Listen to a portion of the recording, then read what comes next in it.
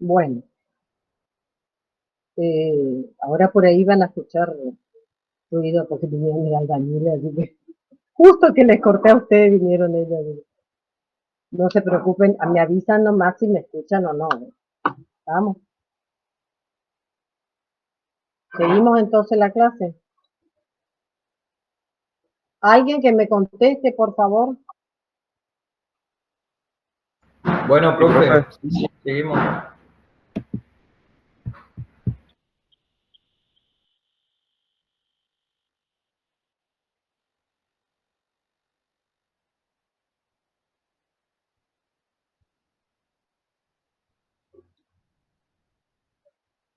Bueno, entonces, dijimos que todo lo que ingresó va a vena. Ven que yo les hice ya como un versito, como para que sea fácil para ustedes. Todo lo que comemos, lo que se digirió, se absorbió, ingresa, va a vena porta al hígado. Y dijimos que se va a transformar en una macromolécula para quedar almacenada como reserva. Eso es lo que vamos a ver ahora. ¿Cómo, cómo pasa esto? Bueno, a través de una vía que se llama glucógeno génesis, quiere decir síntesis de glucógeno. Ustedes pueden ver también glucogénesis, es lo mismo. ¿Sí? Solo que acá les puse toda la palabra como para que asocien. Génesis, que es formación, síntesis, y glucógeno, que es la molécula que se la forma. Ingresa la glucosa a través de GLUT2, dijimos, simplemente por difusión facilitada, porque ingresa el malón de glucosa que absorbimos, va ingresando de a uno, obviamente. Y se fosforila. Se fosforila por dos razones. Primero, porque cuando se fosforila, cambia su molécula y permite que sigan ingresando más glucosa, porque si ustedes piensan, vienen 100 moléculas de glucosa y ingresan, enseguida vamos a tener 60, 70 adentro y va a haber mayor concentración adentro del hígado que afuera. Entonces, como ese GLUT2 actúa según la concentración, va a tender a sacar, ¿entienden? Entonces, como se fosforila, no pasa eso porque ya cambió y permite que siga entrando glucosa. Además, la glucosa fosforilada, las hexosas en general fosforiladas, son impermeables a la membrana. Entonces quedan atrapadas en las células, en el hepatocito, se dice ahora las células de hepática, las células de vida. Entonces, la glucosa, ven que es la primera reacción que vimos ayer, que vimos como dos semi-reacciones, y yo le dije que en el metabolismo lo íbamos a expresar de esta manera, simplemente poniendo el ATP, que es el que cede el grupo fosfato, para que la glucosa se fosforile y quede atrapada, y para que pueda seguir ingresando glucosa. Tienen con las fórmulas para ir viendo qué es lo que pasa. ¿Por qué hablamos del carbono 6? Porque este es el 1, 2, 3, 4, 5, 6. Ojo con esto porque a veces puedo tomarle fórmula de la glucosa, puedo tomarle fórmula del glucógeno y a veces me empiezan a nombrar del oxígeno. O sea, eso es un cero y es volver a la materia anterior. Ojo con esas cosas. ¿Eh? Entonces, vemos acá glucosa 6-fosfato y vamos a ir hacia la formación del glucógeno. ¿Por qué? Porque si se acumula glucosa 6-fosfato, ella por ósmosis atrae agua. Y si tenemos cientos de glucosa 6-fosfato, va a traer mucha agua a la célula, incluso puede llegar a explotar. Y por eso tampoco queda como glucosa 6-fosfato, sino que sigue y se transforma en una macromolécula, que es el glucógeno, que es mucho menos polar. Es polar, pero no tanto, no atrae tanta agua. ¿Se entendió? Mire que estas razones son las que yo pregunto en el examen. Entonces, esta glucosa 6-fosfato en el próximo paso va a intercambiar con la glucosa 1,6-bisfosfato, que es un metabolito que está en el hepatocito. Este metabolito, fíjense que se habla de glucosa 1,6-bisfosfato. Y hay veces en que, por ejemplo, el UTP, o acá como tenemos UTP o ATP, decimos bifosforilado, no bisfosforilado. ¿Ven la diferencia? Y que también tiene 2 fosfatos. La diferencia es que cuando tienen en distintas posiciones los grupos fosfatos, se nombran como bisfosfato. ¿Queda claro? ¿A qué hora usted va a terminar? Porque yo tengo que cortar la luz. Ah, y una media hora. Sí, avísame. Bueno, Cuando bueno, seguimos. ¿Dónde estamos? Entonces, el metabolito es bisfosfato porque tiene un grupo fosfato en el 1, carbono 1, y un grupo fosfato en el 6. Acá tenemos uno en el 6. Bueno, este metabolito va a tener uno, en vez del oxidrilo va a tener acá el oxígeno y el fosfato. Va a ser 1, 6. ¿Y qué pasa acá? Este metabolito que está en el medio, en la célula, le cede un grupo fosfato. Esa es la reacción que tiene lugar acá. Por eso es una reacción que es reversible. Esta, fíjense que es irreversible, es la que trabajamos ayer. Cuando es irreversible, dijimos que es una etapa reguladora. Acá tiene que haber una enzima, que es una enzima reguladora, y la vamos a trabajar en el TP. Acá en teoría simplemente nombramos para que ustedes la ubiquen, dónde está, en qué etapa está de la vía metabólica. Esta exoquinasa, entonces, cataliza esta primera etapa, que es una etapa reguladora de la vía, y por eso es irreversible. ¿Sí? Libera energía y se hace irreversible. La segunda etapa, fíjense que es reversible simplemente porque hay una mutación, muta. Este le está pasando al grupo fosfato esta, y esta glucosa va a quedar como glucosa 1-fosfato. Y esta glucosa va a quedar como 1,6-bisfosfato a la espera de la siguiente y así sucesivamente. ¿Se entiende? Entonces, ese metabolito que estaba ahí como glucosa 1-fosfato es el que continúa después la vía. Este va a quedar como glucosa 1,6-bisfosfato y cuando entre la otra glucosa, él es el que va a salir. Y así. ¿Sí? Esta glucosa 1-fosfato, ¿qué va a pasar acá? Va a relacionarse ahora con uridín trifosfato. Esta es una molécula, acuérdense que yo les dije, que también es una molécula energética, porque tiene 3 grupos fosfatos, ¿sí? Tiene mucha carga por sus uniones anhidrofosfórico. Cuando se une a la glucosa, lo que va a hacer es activar. ¿Por qué? Recuerden siempre que las moléculas, para unirse entre sí, tienen que estar ellas con energía, cargadas energéticamente, o tienen que recibir energía de algún lado, exterior. ¿Eh? Entonces, acá lo que está haciendo el UTP es darle energía, le está activando a la glucosa, le está transformando, fíjense, en UDP glucosa. Esta es una glucosa activada. Y acá, ¿qué pasó? La glucosa liberó el grupo fosfato y el UTP libera un grupo fosfato en esa función.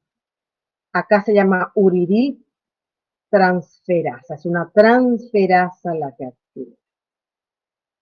Entonces tenemos 2 fosfatos que van a liberar mucha energía que se libera como pirofosfato, primero siempre como pirofosfato cuando son 2. El pirofosfato es muy hidrosoluble y como nosotros somos casi 80 o más de agua, siempre va a haber agua en el medio y que va a desdoblarlo en dos fosfatos, o fosfatos inorgánicos, en dos ortofosfatos. ¿Mm? La glucosa entonces, ¿qué quedó? Activada, UDP glucosa. Tiene energía para ir a enlazarse y formar glucógeno. Y se va a unir a una molécula pequeña de glucógeno, por eso se llama preexistente, que está en el hígado.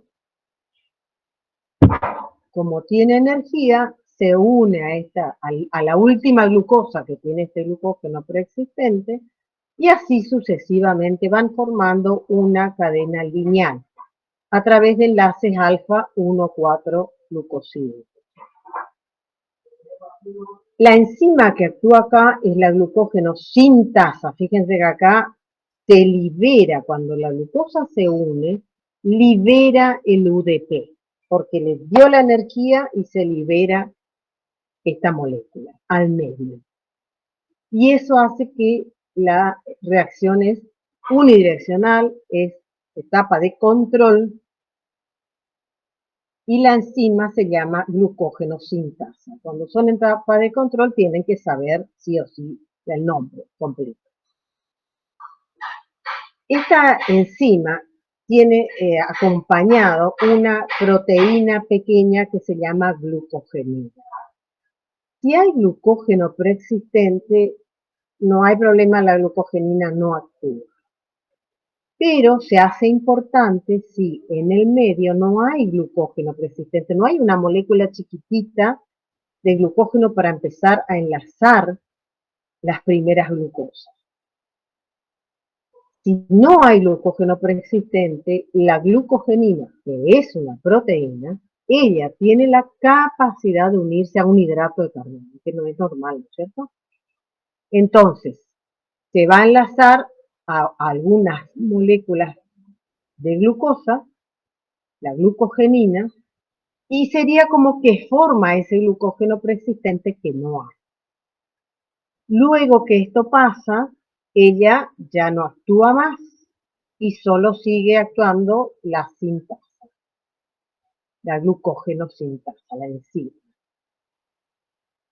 Y se sigue enlazando glucosa, glucosa, glucosa a eso que ella forma. Y se forma la forma lineal del glucógeno, todo por enlaces alfa 1 claro. Por último, va a actuar una enzima ramificante que lo que va a hacer es de estas lineales, acá yo le hice otro gráfico acá, ven, van a unir unas 7 moléculas de glucosa y lo va a transferir a otro sitio de la molécula y los va a unir, pero ahora con una ramificación.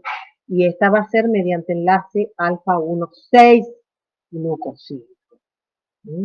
La lineal son todos alfa 1,4, mientras que la ramificante es alfa 1,6. Y fíjense que va a ser siempre de 7 a 11, va a haber entre ramificación y no hay una al lado de la otra.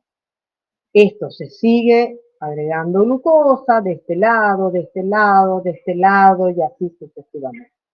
Se va formando esa molécula ramificada que es el glucógeno. Acá les puse el UDP glucosa para que ustedes vean qué es lo que pasa.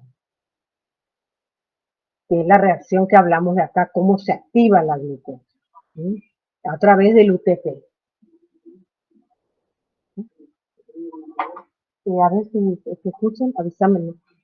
Avísenme si ustedes escuchan igual, si hacen ruido, ¿sí?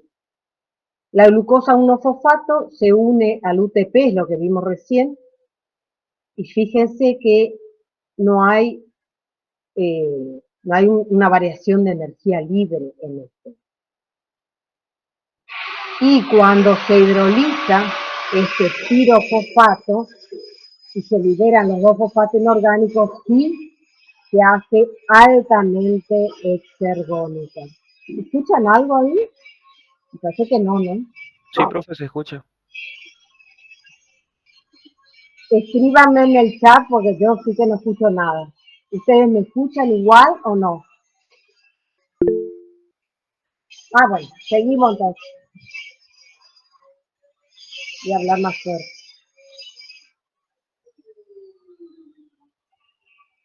En esta otra diapo tienen la función de la glucogenina como es, como para que repasen, ¿sí? Y acá vemos la reacción neta. Entonces, de glucosa se va a transformar en el glucógeno. ¿Sí? Estas preguntitas son preguntas que después les voy a ir haciendo cuando estemos presencialmente, porque esto es un día. Con esto tenemos entonces descrita la glucógenogénesis, síntesis de glucógeno, que el 60% se transforma en glucógeno y el resto pasa a la circulación general para ser utilizada por todas las células del organismo.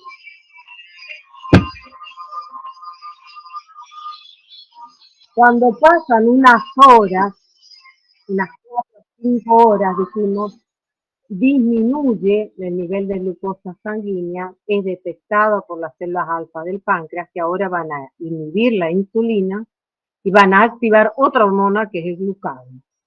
El glucagón lo que va a hacer, va a activar la glucogenólisis ahora. Vamos a degradar lo que estaba almacenado para que las células sigan teniendo energía. ¿En qué estado fisiológico? Vamos a ir ya comentando los estados fisiológicos que nosotros vamos a hablar cuando comemos. Vamos a hablar de un estado posabsortivo, porque es después de la absorción que es lo que pasa. Y son síntesis. Como vamos a tener mucho sustrato después que comemos, por eso hablamos de la glucogenogénesis. Hay síntesis de glucógeno, ¿sí? También después vamos a ir nombrando, cuando veamos los otros nutrientes, va a haber síntesis de ácidos grasos, síntesis de triacilglicéridos, síntesis de proteínas, ¿entienden? De todo lo que nosotros consumimos porque estamos aportando sustratos al organismo. Cuando pasan 4 o 5 horas que no comemos más nada, ustedes se van a la facultad, que esto, que aquello, y pasan todas esas horas, vamos a hablar de un estado de ayuno corto, donde va a pasar eso que le digo, que las células alfas del páncreas lo van a detectar y van a liberar otra hormona que es el glucagón. Inhiben la insulina y liberan glucagón. El glucagón va a activar esto que es la ruptura del glucógeno para que libere glucosa a circulación. Entonces, ahora ese glucógeno que estaba almacenado va a sufrir fosforólisis. ¿Qué quiere decir la fosforólisis? Que va a tomar glucofosfato del medio, que vimos que hay en el medio fosfato inorgánico, que va a ingresar y va a justamente actuar entre los enlaces alfa 1,4, liberando glucosa 1-fosfato. Se une a la glucosa y la libera de a uno. Libera glucosa 1-fosfato mucho, mucho, mucho. ¿Sí? Y siempre por los extremos reductores, no reductores, hasta que llega a 4 moléculas antes de la ramificación. Esta es la enzima que cataliza esta fosforólisis, se llama, como su nombre lo indica, es una fosforilasa. Esta enzima no puede actuar cuando está 4 moléculas de glucosa cerca de una ramificación, ¿sí? de un enlace alfa 1,6. Se detiene esa enzima, no puede actuar. Entonces va a actuar una enzima que tiene dos funciones, cumple dos funciones. Primero, como transferasa, esta enzima va a transferir un trisacárido acá a otro sitio de la cadena. ¿Ven? Este trisacárido lo que quiere es liberar esta glucosa, dejar solo una unida por el enlace de ramificación. El trisacárido lo une a otro sitio de la cadena, deja libre una glucosa unida a la ramificación, a la cadena, y ahí actúa como desramificante, como una glucosidasa y la elimina. Entonces, acá, fíjense que vamos a tener también como producto muchas glucosas. ¿Por qué? Porque acá se va a ir liberando, cuando tengamos una ramificación, simplemente glucosa. Cuando está actuando la fosforilasa, después sigue actuando la fosforilasa, ¿eh? Entonces, cuando es lineal, es siempre la fosforilasa liberando cientos de glucosa 1-fosfato. Cuando queda acá la ramificación, sí va a ser solamente glucosa lo que se libera. Entonces, con la glucogenólisis, ¿cuáles son los productos de la degradación? Glucosa y glucosa 1-fosfato. Vamos a tener dos cosas. La glucosa va a pasar a través del GLUT2, porque ahora vamos a tener mucha glucosa, y va a pasar para ser utilizada por todas las células del organismo. La glucosa 1-fosfato está fosforilada y ella se va a transformar. Recuerden que esta reacción era reversible, puede ocupar la misma enzima, va a ocupar el metabolito que estaba ahí. ¿Se acuerdan que hablamos glucosa 1,6-bisfosfato? Ahora esta le va a ceder acá al 6, esta va a quedar como y esta se va a ir como glucosa 6-fosfato. Y la glucosa 6-fosfato en el hígado tiene la enzima glucosa 6-fosfatasa que va a hidrolizar ese grupo fosfato, va a liberarlo del grupo fosfato, y la glucosa va a poder pasar a circulación sanguínea para ser utilizada por todas las células. ¿Estamos? Bueno, con esto se da la vía glucogenogénesis y glucogenólisis. El martes que viene vamos a tener taller de membrana. Nosotros le vamos a tomar, en lo que les dije, fíjense los cronogramas. El próximo martes, no sé si el miércoles va a haber clases, si hay clases vamos a ver el miércoles. Le hago un repaso presencial, ¿sí? Entonces vamos a repasar rápidamente porque ya ha tardado esto. Les voy a ir preguntando a ustedes y vamos a ir haciendo las fórmulas que yo les suelo tomar. ¿Estamos? Y esto de la glucogenogénesis, glucogenólisis, de manera presencial es más fácil para que ustedes lo entiendan. Pero bueno, con eso ya tienen una idea de lo que tienen que leer. Lo que yo hago o lo que hice con la materia es armarle como un cuentito de qué va pasando. Ustedes tienen glucogenogénesis, glucogenólisis en cualquier libro, así que no hay problema por eso. ¿Sí? Lean de cualquier libro y después, cuando hagamos ese repaso, vemos lo que por ahí no quedó en claro. ¿Ya? Bueno, profe. Porque acá hay un lío que yo no sé ni lo que digo ya. Así que bueno, nos vemos después en otro momento. Cualquier cosa ustedes por el WhatsApp, una vez que dejo esta reunión ya quedo más atenta al WhatsApp. De todas formas, tampoco cualquier hora, ¿sí? ¿Estamos? Fíjense Bueno, profe, taller, gracias. el taller, por favor, porque eso van a ver todo el tiempo, les voy a ir preguntando. Este de la absorción, les expliqué bien porque ustedes se complican con por qué es secundaria. Ustedes tienen que tener en cuenta de dónde proviene la energía para decir que es primaria o secundaria. Ahora, ¿cómo hace para el sodio descender dentro del enterocito? Sí, recurre a la bomba, pero primero a mí lo que me interesa es que le ayuda a entrar a la glucosa, porque hay gradientes de concentración. ¿Vale? Esas cosas quería que lo tengan bien en claro. Porque después, cuando la glucosa ingresa a las células, ya es facilitado nomás. Esa es la gran diferencia. Son preguntas, exámenes. Y a veces me mandan a la absorción cuando pregunto cómo ocurre el ingreso de glucosa a las células. No es la absorción. La absorción es un proceso que hay que preguntar cómo ocurre la absorción.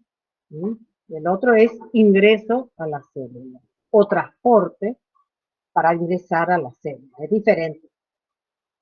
Bueno, estamos.